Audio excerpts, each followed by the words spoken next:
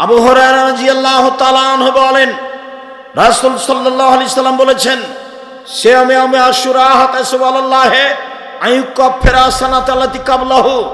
আমি আল্লাহর উপরে আশা রাখি, কেউ যদি মুহররমের 2 দিন সিয়াম থাকে, অতীতের 1 বছরের পাপ ক্ষমা হবে। রাসূল সাল্লাল্লাহু আলাইহি সাল্লাম বলেন, আতাসুবাল্লাহে সিয়ামে ইয়াউমে আরাফা। আরাফার সিয়াম কেউ যদি 1 দিন থাকে, আমি আল্লাহর কাছে আশা রাখি 1 বছর আগে 1 বছর পরে 2 বছরের পাপ ক্ষমা হবে। শুনুন, জুলহিজ্জার একটানা 9 দিন থাকলে আর সিয়াম আরাফা ভিন্ন রাখা লাগবে না। একটানা 9 দিন, একটানা 9 দিন। জুলহিজ্জার প্রথম 10 দিন রমজানের শেষের 10 দিনের চেয়ে দামি। আব্দুর রাজ্জাক থামেন, আব্দুর রাজ্জাক সাহেব থামেন। কথা কি ভুল হচ্ছে নাকি? কেন ভুল হবে? আপনি যে বলছেন যে রমজানের শেষ দশকের চেয়ে জুলহিজ্জার প্রথম দশক বেশি দামি, তো আমরা যে আজীবন শুনে আসলাম যে রমজানের শেষ দশক বেশি দামি। হ্যাঁ, রমজানের শেষ দশকে একটা জিনিস আছে, সেইটা হলো লাইলাতুল কদর। আর জুলহিজ্জায় 3টে আছে, 1 কুরবানি, 2 আরাফা, 3 হজ। জুলহিজ্জার প্রথম 10-এ 3টে জিনিস আছে। 1 কুরবানি। চাঁপাইনবাবগঞ্জ লোক ভাগে কুরবানি বুঝে, গোস্ত ভাগ নিয়ে মন কষাকষি করে। ওরা কুরবানির মান বুঝে না। কুরবানি মানে জান্নাত, বিশাল বড় ইবাদত কুরবানি। বাচ্চা জন্মের 7ম দিনে আকিকা দিতে হবে। চাঁপাইনবাবগঞ্জের ভাষাতে তুই তো দিবি, তোর বাপকে দিতে হবে। তার মানে দিতেই হবে, টাকা কর্জ করে দিতে হবে, প্রয়োজনে ভিক্ষে চেয়ে দিতে হবে। আকিকা মানে 7 দিনের দিন দিতে হবে, 14 দিনে চলে না, 21 দিনে চলে না, জীবনে 1 দিন চলে না। আকিকা মানে ছাগলটা কানা হোক, খোড়া হোক, ল্যাংড়া হোক, 2 মাসের হোক, 1 মাসের হোক, খালি মরতে বাকি আছে সেটাই হোক না, তবু চলবে। আর কুরবানি, আল্লাহুস সামাদ। কুরবানি মানে দেখো চোখ ঠিক আছে কিনা। কুরবানি মানে দেখো কান ঠিকঠাক আছে কিনা। কুরবানি মানে দেখো সিং ঠিকঠাক আছে কিনা। কুরবানি মানে দেখো লেজ ঠিক আছে কিনা। কুরবানি মানে দেখো দাঁত উঠেছে কিনা। কুরবানি মানে পায়ের খুর ঠিক আছে কিনা। কুরবানি মানে মোটা তাজা কিনা। কুরবানি মানে নেকি। কুরবানি মানে টাকা বেশি আছে, ইন্ডিয়া কাছে আছে, রাজস্থান থেকে উট। টাকা কম আছে, গরু। টাকা কম আছে, খাসি। টাকা কম আছে, ছাগি, দাঁড়, যেগুলো বাড়িতে আমরা বলি, যেটা সবাই বুঝি। টাকা কম আছে, ভেড়া ভেড়ি। এই দিকে আসেন নেকির আশায়। ভাগে আমি কোনোদিন বলিনি, এ কাজ করতে যায়েন না। কুরবানি অনেক দামি জিনিস। আঁকিকে কানা খোড়া যা চলে। শুনুন, 3টা আছে, 1 কুরবানি, 2 হজ, 3 আরাফা। রাসূল সাল্লাল্লাহু আলাইহি সাল্লাম বলেন, পৃথিবীর মনে শুনে রেখো, কেউ যদি প্রত্যেক মাসে 3 দিন সিয়াম থাকে, রমজানের সিয়াম থাকে, সারা বছর সিয়াম পালনের নেকি পাবে। সারা বছর সিয়াম পালনের নেকির পদ্ধতি 2টা। 1, প্রতি মাসে 3 দিন রমজান, তাহলে সারা বছর। 2, কেউ যদি রমজান সিয়াম থাকে আর শাওয়ালের 6টা, তাহলে সারা বছর সিয়াম পালনের কি হবে। আবার বলি, সারা বছর সিয়াম পালনের পদ্ধতি 2টা। 1, প্রতি মাসে 3টা আর রমজান। 2, শাওয়ালের 6টা এবং রমজান। মনে থাকবে না মনে হয়? সম্মানিত দিনী ভাই বোন, কাছে আসি, ঘন হয়ে যায়। এবার চলেন যাই। একটু কথা বলে রাখি, শাওয়ালের 6টা সিয়াম রাখতে হবে, মাঝে মধ্যে ছাড়তে হবে, মাঝে মধ্যে রাখতে হবে। এ কথা মহিলা মিথ্যা কথা বলেছে।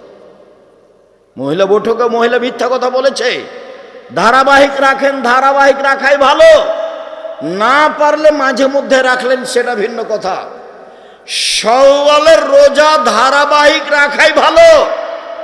মহিলা বৈঠকে বলেছে, বুবু ছেড়ে ছেড়ে রাখিও, বুবু একটা করে, 2টা করে করিও, বুবু আবার ছাড়িও।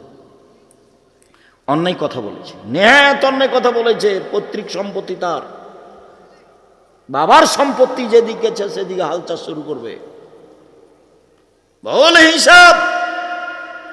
তারপরে প্রতি মাসে 3টা 13, 14, 15 কারণবশত যদি 20, 25 হয়ে যায় কোনো সমস্যা নাই। মানুষের মহিলাদের হাইজের কারণে যদি 13, 14, 15 না হয়ে 17, 18 হয়, 20, 22 হয়, 25, 26 হয়, কোনো সমস্যা নেই। বুখারী মুসলিমের হাদিস, আয়েশা রাদিয়াল্লাহু তাআলা আনহা বলেন মাসে 3টা হলেই হলো। কথা কি বুঝাতে পেরেছি? মাসে 3টা হলেই হলো। এবার চলেন বৃহস্পতিবার সোমবার। আল্লাহ নবী বলতেন সাপ্তাহিক রিপোর্ট পেশ করা হয় বৃহস্পতিবার সোমবার আল্লাহর কাছে পাপ দেখি। আমার মনটা চাই যে আল্লাহ আমার রিপোর্টটা দেখুক সেম অবস্থায়। এ দেখো আমার রিপোর্ট দেখো, তুমি সেম অবস্থায় দেখো। আল্লাহর নবী তার নিজের রিপোর্টটা আল্লাহর কাছে কি অবস্থায় পেশ করতে চাইতেন?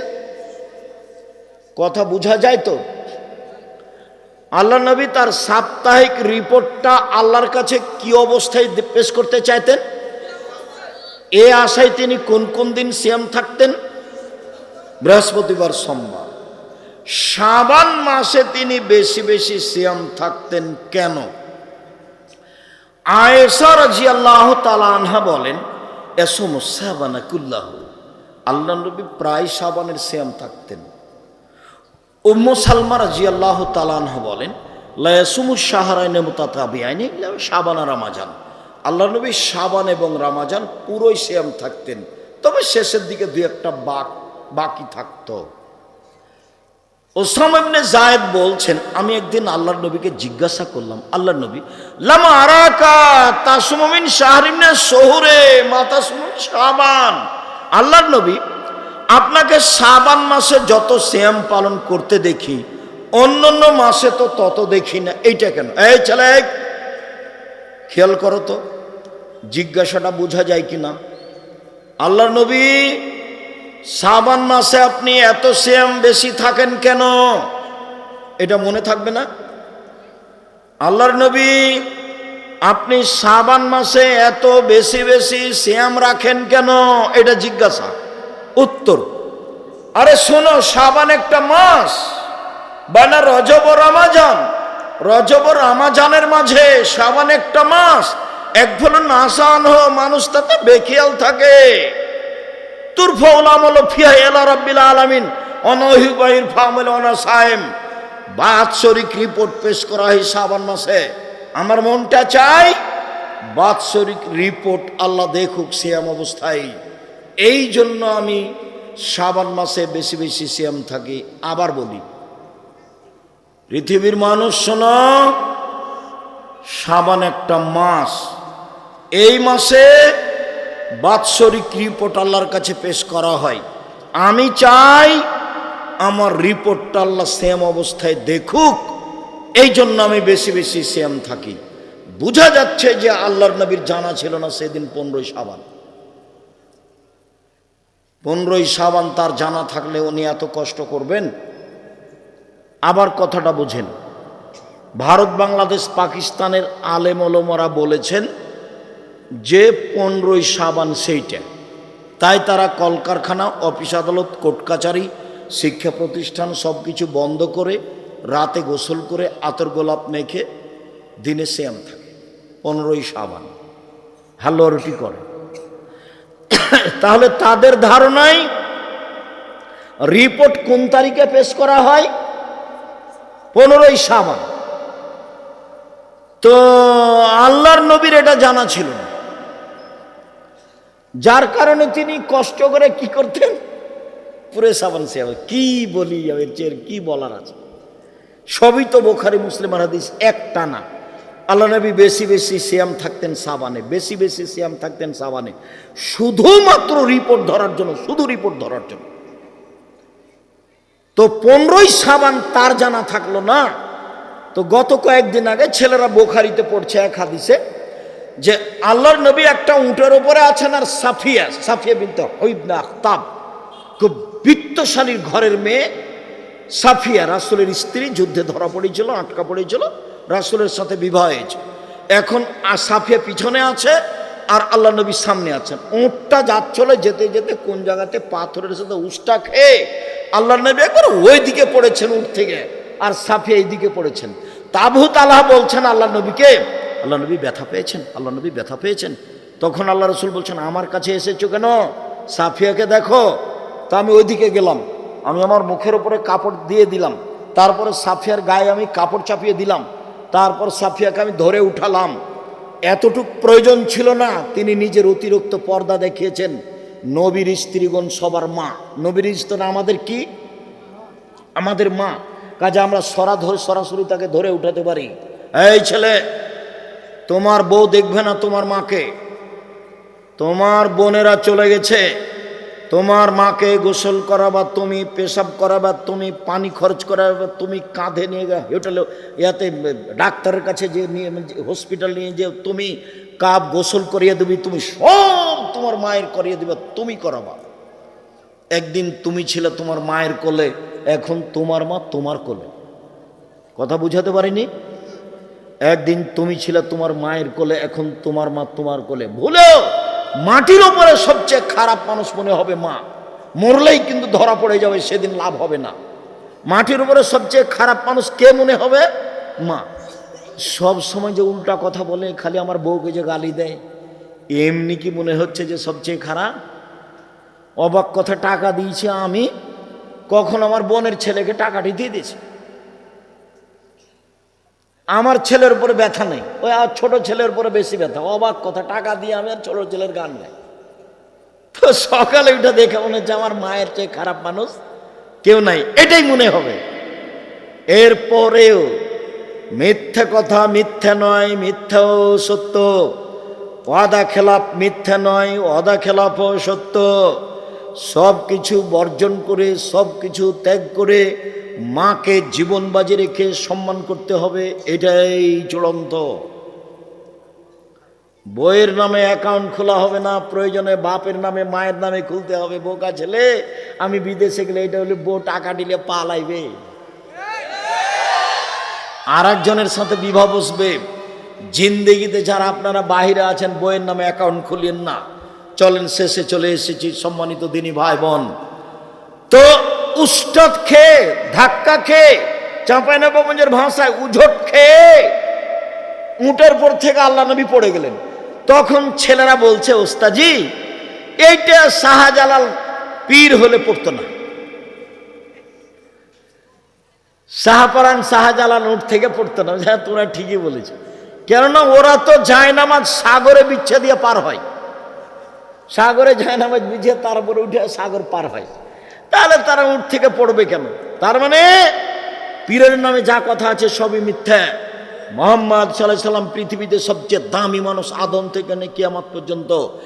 এত বড় মানুষ যদি উঠ থেকে ছিটকে পড়ে যান, তাহলে এটা স্বাভাবিক ব্যাপার, আমি আপনি পড়তেই পারি, পীরও পড়বে, এ কথাই ঠিক। বলছিলাম, এত বড় মানুষের জানা হলো না 15ই শাবান, মানে একেবারে ডাহ মিথ্যা। যে খাবার আছে না, খাবার নেই, তো আল্লাহ রাসূল বলছেন ঠিক আছে আমি সিয়াম থাকলাম। তো সকাল 9টা 10টার সময় উনি বলছেন সিয়াম থাকলাম, তো উনি তো সাহারি খাননি। সাহারি খাওয়া ছাড়া সিয়াম হয়? হাদিস তো সহি। আপনি সিয়াম থাকেন না কেন? কেন থাকেন না? কোন শর্মে থাকেন না? থাকবেন না কেন? ইবাদতের জগতের সবচেয়ে ভিন্ন ধরনের ইবাদত, একেবারে ব্যতিক্রম ইবাদত, আপনি কেন বৃহস্পতিবার সোমবারে সিয়াম থাকেন না? ওই বেটি ছেলের পাল্লাতে পড়ে 27শে রজব সিয়াম থাকেন। 27শে রজব সিয়াম থাকলে তো কাবিরা গুনাহ হবে।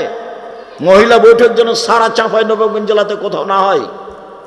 মহিলাদের কোনো বৈঠক হবে না, মহিলাদের কোনো বক্তব্য নেই। জি, মেরাজ মানে 27শে রজব, মেরাজ রাত্রি, মেরাজের রাত্রে সেম। কে মহিলাকে বলেছে কথা? পৈতৃক সম্পত্তি ওর বাবার সম্পত্তি। মহিলা জিজ্ঞাসা করে না কেন কোথা থেকে আসলো, আর কোন নেতা বলেছে 27শে রজব সিয়াম থাকতে হবে মেরাজের রাত হিসাবে? ধর্ম কি তার বাবার নাকি? হাইজলামি করে।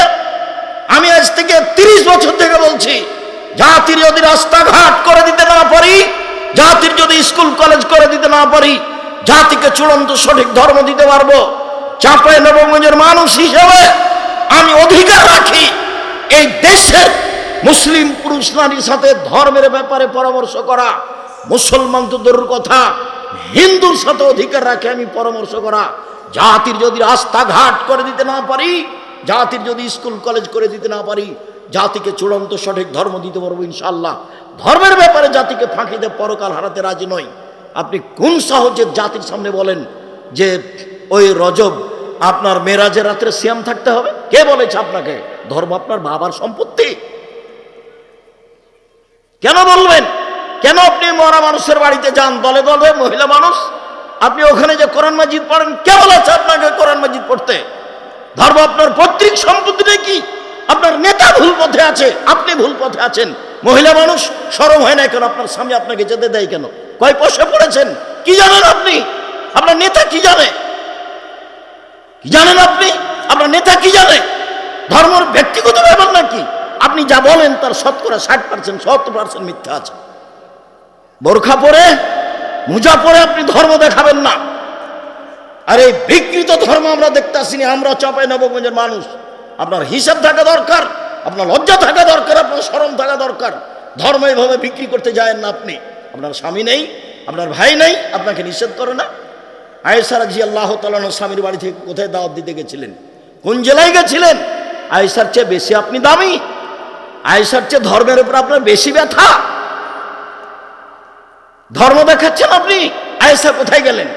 স্বামী মরে যাওয়ার পরে 36 বছর যাবত আয়েশা বাড়িতে ছিলেন। এক দুদিন নয়, 36 বছর ধর্মের ব্যথায় তিনি কোথায় দাওয়াত দিতে গেছেন? কে আপনাকে এটা শিখালো? মিথ্যা ধর্ম দিনরাত প্রচার করেন বুবু বুবু বলে। ধর্ম এটা নয়, ভুল হিসাব। সম্মানিত দিনী ভাই বোন, বলছিলাম সিয়াম থাকেন। শাবান 1 থেকে 15 দিন এক টানা সিয়াম থাকেন। জুলহিজ্জার এক টানা 1 থেকে 9 দিন পর্যন্ত সিয়াম থাকেন। শাওয়ালের 6টা সিয়াম থাকেন। ভবিষ্যতে বলবেন না কোনোদিন যে বুবু হাইজের কারণে রোজা যেগুলো ছুটে গেছে বুবু সেগুলো আগে করিও, রজবের গুলো পরে করিও। আয়েশা রাদিয়াল্লাহু তাআলা আনহা হাইজের রোজা 10 মাস পরে করেন, পরের সাবানে গিয়ে। আর আপনার ঠেকা বেঁধে গেল, আপনি মহিলা বৈঠকে বলেন বুবু হাইজের কারণে যেগুলো ফরজ রোজা ছুটে গেছে সেগুলো আগে করতে হবে বুবু, তারপরে রজবেরটা পরে করতে হবে, আর শাওয়ালেরটা পরে করতে হবে। কে বললো আপনাকে এই কথা? হাইজের কারণে আয়েশার রোজা ছুটে গেলে আয়েশা কখন করতেন? পরে, আবার 10 মাস পরে যখন সাবান আসতো তখন। আর আল্লাহ নবী আমভাবে বলে দিয়েছেন যেদিন পারবে সেদিন। 10 বছর পরে করুক, তাতে কি হবে? মরে গেছে, গেছে গেছে। হাইজের কারণে রোজা ছুটে গেছে, জীবনে একদিন যেদিন পারবে সেদিন করবে। বলে ছুটে গেছে, মরে গেছে, তো গেছে গেছি। সম্মানিত দিনী ভাই বোন, শুধুমাত্র ভুল দিয়ে ঘেরা তার চলা, তার ফিরা, তার কথা, তার বার্তা, তার বৈঠক প্রায় সবই মিথ্যে, প্রায় সবই মিথ্যে। চাঁপাইনবাবগঞ্জ জেলার বিবাহের শুরু থেকে শেষ পর্যন্ত একটাও জায়েজ নয়। তাদের এই দাওয়াতি কাজের প্রায় অংশ তেমনি মিথ্যে, সব রূপক, সব বানাও। মরা মানুষের বাড়ি তো কেন যাবে? দল করে কেন যাবে? কেন তাকে ওখানে কোরআন মাজিদ পড়তে হবে? কেন তাকে দোয়া দেখাতে হবে? কিসের দোয়া? ধর্ম পৈতৃক সম্পত্তি? আয়েশা কবে কোন মরার বাড়িতে গেলে দোয়া করলেন? কে আপনাকে শিখালো এগুলো? সম্মানিত দিনী ভাই বোন, বলছিলাম আব্দুল্লাহ ইবনে আমর রাদিয়াল্লাহু তাআলা আনহু বলেন, রাসূল সাল্লাল্লাহু আলাইহি ওয়াসাল্লাম বলেছেন সিয়াম বিচারের মাঠে আপনার পক্ষে কথা বলবে রব্বি মানাতাহু তাহমা শাহওয়াত ফাশাফিনি ফিহি। প্রতিপালক, আমি একে দিনে খেতে দিনি, মন মতো চলতে দিনি। প্রতিপালক, আমি একে দিনে খেতে দিনি, মন মতো চলতে দিনি। তুমি আমার একটা কথা শোনো, একে জান্নাতে দাও। তখন আল্লাহ বলবেন ঠিক আছে, দিলাম।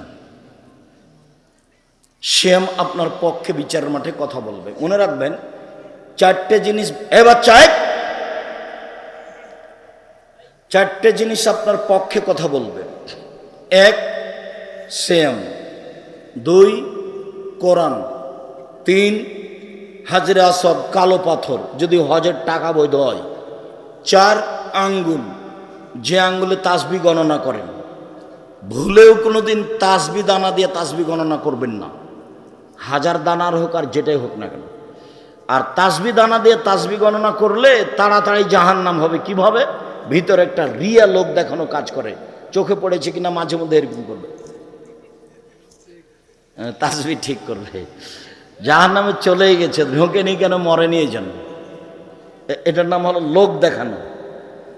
মাওলানা সাহেব দিয়ে জাহান্নাম উদ্বোধন হবে 1, 2, শহীদ দিয়ে জাহান্নাম উদ্বোধন হবে 3, দানশীল দিয়ে জাহান্নাম উদ্বোধন হবে। তো 3টাই তো ভালো কাজ। মাওলানা মানে আল্লাহুস সামাদ, ওদের মান মর্যাদা অনেক বেশি। আল্লাহ নবী বলছেন যে আলেম ওলামা নবীদের স্থানে কাজ করছে। এটি ছোট মোটো বাক্য হলো, নবী চলে গেছেন, তার স্থানে কে কাজ করছে? আলেম ওলামা। তো এখন এদের তো দাম অনেক বেশি, জান্নাতে চলে গেছে। তখন আল্লাহ নবী বলছেন যে মাওলানা দিয়ে জাহান্নাম উদ্বোধন হবে। যখন তার কথা কর্ম থাকবে লোক দেখানো, তখন তাকে দিয়ে জাহান্নাম উদ্বোধন হবে। দান তো সবচেয়ে ব্যতিক্রম ইবাদত। দান দিয়ে মানুষ জান্নাত কিনে নেয়। সালাত আদায় করে জান্নাত পাওয়া যায়, কিনা যায় না। হজ করে জান্নাত পাওয়া যায়, কিনা যায় না। কিন্তু দান দিয়ে জান্নাত কিনা যায়, তো এ তো অনেক বড় ব্যাপার। আল্লাহ নবী বলছেন যে দান করে ওকে দিয়ে জাহান্নাম উদ্বোধন করা হবে। কেন? যখন দান করে তখন খালি বারবার বলছিল 10,000 টাকা দিলাম, একটু বলে দেন না, একটু বলে দেন। এই বলছো না কেন? এর বিনিময়ে এখন জাহান্নাম, একে দিয়ে উদ্বোধন করা হবে। শহীদ, শহীদ তো বিশাল ব্যাপার। তোমরা যাকে শহীদ বলছো অবশ্য আমি কোনোদিন তাকে বলিনি। যারা একেবারে খাঁটি আল্লাহ রাস্তায় জেহাদ করছে, ওদের ভিতরে যদি কোন সময় একটু লোক দেখানো থাকে, তাহলে বিনিময় জাহান্নাম উদ্বোধন হবে ওকে দিয়ে। 3 শ্রেণীর মানুষদের জাহান্নাম উদ্বোধন হবে। তারা সবাই বড় বড়। 1 মাওলানা, 2 দানশীল, 3 শহীদ। তাহলে তাসবিহ এগুলি কি হবে ফলাফল? আর মনটাও চাই একটু আমি ইবাদত করছি, মানুষ দেখুক, মনটা চাই, যার জন্য ওই কাজই করা হবে না। সম্মানিত দিনী ভাই বোন, বলছিলাম 4টে জিনিস বিচারের মাঠে আপনার পক্ষে কথা বলবে। 1 সিয়াম, 2 কোরআন, 3 কালো পাথর হাজরে আসওয়াদ, 4 আঙ্গুল, যে আঙ্গুলে তাসবিহ গণনা করছে। কে যদি বলে মুরব্বী যে আব্দুর রাজাক সাহেব আমার তো একবারও ঠিক হয় না তাসবিহ দানা তাসবিহ গণনা না করলে, খালি ভুলই হয়, মরা পর্যন্ত যদি একবারও ঠিক না হয় তবু নেকি পাবেন, একদিনও ঠিক হয় তবু নেকি পাবেন। কেন? এটাই রাসূলের পদ্ধতি। চলেন সিয়াম ব্যতিক্রম ইবাদত দেখায়। সাহাল বিন সাদ বলছেন জান্নাতের 8টি দরজা রয়েছে, জাহান্নামের দরজা 7টা। জান্নাতের দরজা 8টা, জান্নাত একটা, দরজা 8টা, জাহান্নাম একটা, দরজা 7টা। তো একটা দরজার নাম রায়ান, 8টার মধ্যে একটা দরজার নাম রায়ান। রায়ান মানে হচ্ছে পানি পান করে তৃপ্তি লাভ করা। তো যখন মানুষেরা জান্নাতে ঢুকবে তখন 8টা দরজা থেকে ফেরেশতারা ডাকবেন, আসেন যারা হজ করেছেন এই দরজা দিয়ে আসেন, আসেন যারা সিয়াম পালন করেছেন এই দরজা দিয়ে আসেন, আসেন যারা দান করেছেন এই দরজা দিয়ে আসেন, আসেন যারা সালাত আদায় করেছেন এই দরজা দিয়ে আসেন। আল্লাহর নবী যখন এইগুলি কথা বলছিলেন তখন আবু বকর সিদ্দিক রাদিয়াল্লাহু তাআলা আনহু বললেন, আল্লাহর নবী, আচ্ছা এমন কি কেউ হবে যাকে সব দরজা থেকে ডাকা হবে? তো আল্লাহ রাসূল বলেন, হ্যাঁ তুমি তার মধ্যে। যাকে সব দরজা থেকেই ডাকা হবে তিনি কে? আবু বকর সিদ্দিক রাদিয়াল্লাহু তাআলা। তাই চট করে একটা কথা মনে পড়লো, একটু বলি। জোহর থেকে আপনার মেয়েটা ক্লাস 10-এ পড়ে, যে বাজারে ঘুরছে, জিনিস কিনছে। এখনো যখন বক্তব্য শেষ হবে তখন জিলাপি কিনতে কিনতে যাবে আপনার বউ। কাপুরুষ আপনি, আপনাকে একটুকু খারাপ লাগে না? বহুদিন বলেছি, মনে আছে কি না, আপনি যে পিতা, আমার মনে সন্দেহ হয়, যার কারণে আপনার মেয়েকে আমি বলেছি আপনাকে যেন চাচা বা সৎবাপ বলে ডাকে। এই জন্য যে পিতা কাকে বলে একাধিক দিন বলেছি। পিতা একটু দেখেন, 1 মিনিট পিতা দেখি, আমরা সামনে যাই। বাপ কাকে বলে, পিতা কি জিনিস। আয়েশা রাদিয়াল্লাহু তাআলা আনহা বলেন, আমরা এক যুদ্ধ থেকে বাড়ি যাচ্ছিলাম, তো এক জায়গাতে অবস্থান করছি, আমার গলার হারটা হারিয়ে গেল। হার খুঁজেও পাচ্ছি না, সলাতের টাইম হয়ে গেছে, এখানে পানিও নেই, অজুও করতে পারছি না, সলাত আদায় করতে পারছি না, যেতেও পারছি না, বড় বিপদে পড়ে গেলাম। জনগণ আমার আব্বাকে গিয়ে বলল যে আপনার মেয়ে কি করেছে জানেন? কি হয়েছে? আপনার মেয়ে হার হারিয়েছে, তো যার কারণে তো আমরা এখান থেকে যেতে পারছি না, হার খুঁজেও পারছি না, যেতেও পারছি না, পানিও নেই, অজুও করতে পারছি না, সলাত আদায় করতে পারছি না। এই কথাটুকু শুনে আবু বকর সিদ্দিক রাদিয়াল্লাহু তাআলা মেয়ের কাছে আসলেন। মেয়ের অবস্থা যেটা, সেইটা যদি আমাদের দেশে হতো তাহলে মারা তো দূরের কথা, পাল্টা ছিটকে পিঠে উল্টা ঘুরে যেত। এসে দেখছেন যে জামাই মেয়ের উরু রানের উপরে মাথা দিয়ে ঘুমিয়ে আছে। আবু বকর সিদ্দিক রাদিয়াল্লাহু তাআলা আনহু এসে দেখছেন যে জামাই মেয়ের উরু রানের উপরে মাথা দিয়ে ঘুমিয়ে আছে। তো এইরকম অবস্থায় আমাদের দেশে চাঁপাইনবাবগঞ্জ, বাংলাদেশে যদি গিয়ে দেখে ঘরে যে জামাই মেয়ের উরু রানের উপরে মাথা দিয়ে ঘুমিয়ে আছে, তাহলে কি পিতা ওখানে ঢুকবে? ঢুকবে না, বরং তাড়াহুড়া করে উল্টা ফিরে যাবে। এটা আমাদের দেশের স্বভাব, গতি। তো এখন আয়েশা রাদিয়াল্লাহু তাআলা আনহা বলছেন যে আমার পিতা এসে আমার কোমরের উপরে কয়েকটা এত জোরে কিল মারলেন যে আমার স্বামী আমার উরু রানের উপরে মাথা দিয়ে না ঘুমালে আমি মায়ের কারণে দূরে সরে যেতাম, তিনি এত জোরে মারলেন। আমি নিজেকে খুব টিকিয়ে রাখার চেষ্টা করেছি। কেন? আমার স্বামী আমার উরু রানের উপরে মাথা দিয়ে ঘুমাচ্ছেন, এই জন্য পিতার মায়েরটাকে আমি টিকিয়ে রাখার চেষ্টা করেছি যাতে করে নড়াচড়া না হয়। এত জোরে মেরেছেন আমি দূরে সরে যেতাম, এরকম জোরে মেরেছেন। এবার বলি, সবচেয়ে বড় মানুষে মারলেন, ওই যে জান্নাতের সব দরজা থেকে ডাকছে যাকে, উনি কে? আবু বকর সিদ্দিক। চট করে ওই কথাটা, এই কথাটা মনে পড়েছে, সেই জন্য বলছি। সবচেয়ে বড় মানুষে মারলেন, সবচেয়ে বড় মহিলাকে মারলেন। কাকে মারলেন? সবচেয়ে বড় মানুষের সামনে মারলেন। কার সামনে মারলেন? মুহাম্মদ সাল্লাল্লাহু আলাইহি সাল্লামের সামনে মারলেন। যিনি উরু রানের উপরে মাথা দিয়ে ঘুমিয়ে আছেন, উনি কে? উনি হচ্ছেন মুহাম্মদ সাল্লাল্লাহু আলাইহি সাল্লাম। বুঝাতে পারিনি মনে হয়, এখন স্পষ্ট হয়ে যান। মুহাম্মদ সাল্লাল্লাহু আলাইহি সাল্লাম হচ্ছেন জামাই, আর আয়েশা হচ্ছেন মেয়ে, আর আবু বকর হচ্ছেন বাপ। এইবার সবচেয়ে দামি মানুষে মারলেন, সবচেয়ে দামি মহিলাকে মারলেন, সবচেয়ে দামি মানুষের সামনে মারলেন, পূর্ণ যুবতী মেয়েকে মারলেন, বিবাহদারী মেয়েকে মারলেন, জামাইয়ের সামনে মারলেন, খোলা মাঠে মারলেন, দিন দুপুরে মারলেন, হাত দিয়ে মারলেন। সবচেয়ে বড় মানুষে মারলেন, সবচেয়ে বড় মহিলাকে মারলেন, সবচেয়ে বড় মানুষের সামনে মারলেন, জামাইয়ের সামনে মারলেন, পূর্ণ যুবতী মেয়েকে মারলেন, বিবাহদারী মেয়েকে মারলেন, খোলা মাঠে মারলেন, প্রায় 1400 মানুষের সামনে মারলেন। এত বড় বাপে এত বড় বেটিকে এত বড় মানুষের সামনে মেরে দিলেন, আর আপনার মেয়েটা ক্লাস 10-এ পড়ে, লজ্জা করে না, ঢং ঢং করে হেঁটে বেড়ায়, আপনি তাকে একটা ধমকও দিতে পারেন না। আপনি আবার বাপ, আপনার মতো বাপ বেঁচে থাকার চেয়ে মরে যাওয়া ভালো। এতিম হিসেবে মেয়ে থাকবে, জামিয়া সালাফে লালন পালন করবে, ইনশাল্লাহ সমস্যা হবে না। 519 জন এতিম আছে ওখানে, আপনার মেয়েও থাকবে ওখানে ইনশাল্লাহ। আপনার মতো বাপের আমি কামনা করিনি। এই মেয়ে, তোমার বাপকে আগামীকাল থেকে সৎ বাপ বলে ডাকিও।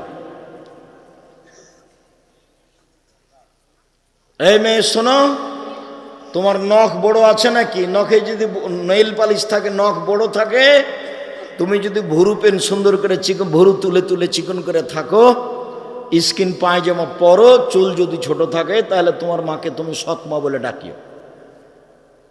তোমার এটা মা নয়, এটা সৎ মা। এই ছেলে, সৎ মা দেখুনি? এই মেয়ে, এই খালেদা, কথা বলছো কেন? সৎ মা দেখবা? এই যে দেখো, এ দেখো সৎ মা দেখায়। দুইটা মেয়ে বাচ্চা ওখানে ছিল, একটা সৎ মেয়ে, একটা নিজের মেয়ে। তো এইদিকে আসছে, তো নিজের মেয়েটা আগে আগে এসেছে। তো যেমনই পাশে এসেছে তেমন তাকে কোলে নিয়ে বলছে, আম্মু কি করছিলাম, আম্মু কি করছিলাম, এভাবে আদর করছে। এইবার একটু পরে সৎ মেয়েটা উঠে আসছে, যেমন কাছাকাছি এসেছে তখন মায় বলছে, হ্যাঁ এখানে আলি কেন, তোকে যে ওখানে বসে থাকতে বললো, হ্যাঁ এখানে গেল, একটু থাপিয়ে তোর গাল পাঠিয়ে দেবো, যা ওখানে বসগা যা। এই হলো সৎ মেয়ে।